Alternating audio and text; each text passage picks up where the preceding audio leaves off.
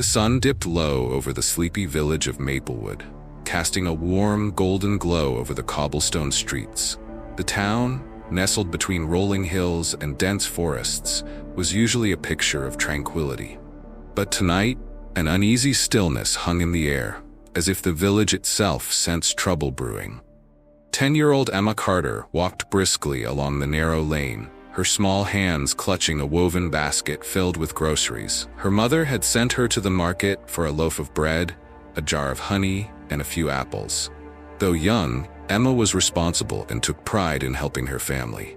She loved the independence of running errands, even if the walk home sometimes felt a little too quiet.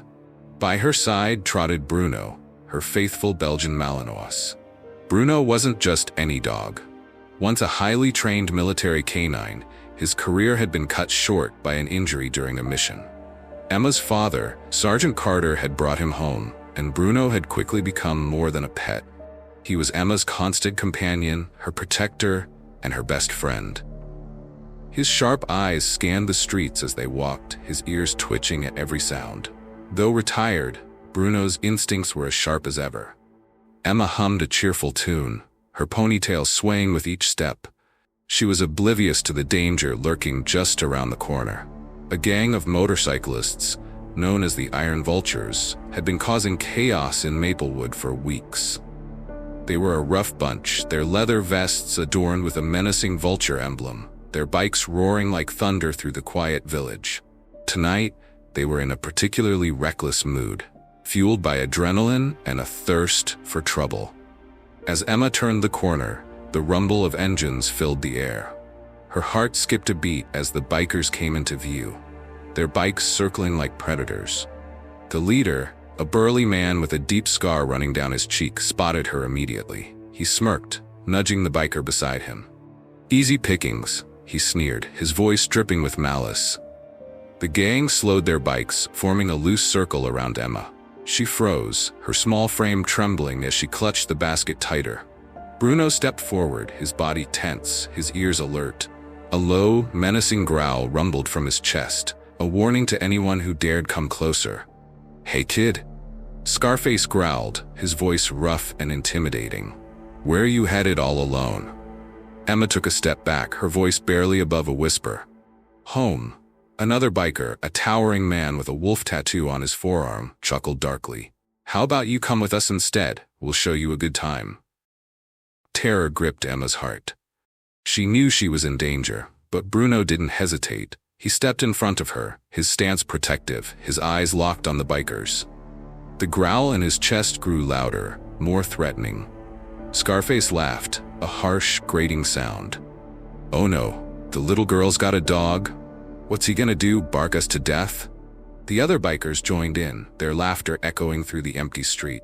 But Bruno wasn't fazed. He was a trained military dog, and he knew exactly what to do.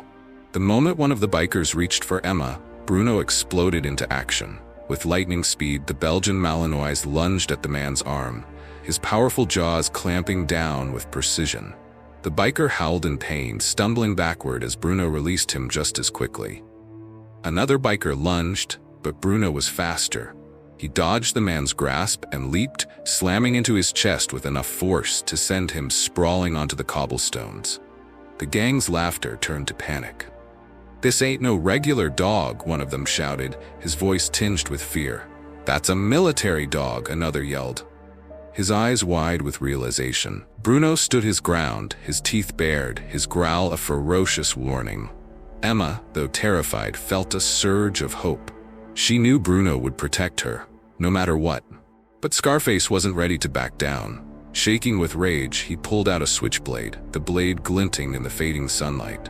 "I'm not scared of no dog," he snarled, his voice trembling with anger.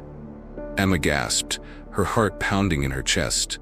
But Bruno was a trained professional. He recognized the threat immediately. In a flash, he lunged again, this time clamping down on Scarface's wrist with unerring accuracy. The man screamed, dropping the blade as Bruno's powerful jaws held him in place. With a quick, calculated maneuver, Bruno knocked the man to the ground, pinning him with his weight. The sound of sirens wailed in the distance. Someone had called the police. The remaining bikers scrambled to their bikes, revving their engines in a panic. "We gotta go," one of them shouted, his voice cracking with fear. Bruno let go of Scarface, who scrambled to his feet and bolted, clutching his bleeding wrist. Within moments, police cars screeched onto the scene, their lights flashing red and blue. Officers leaped out, guns drawn, shouting commands. "Freeze! Hands where we can see them!"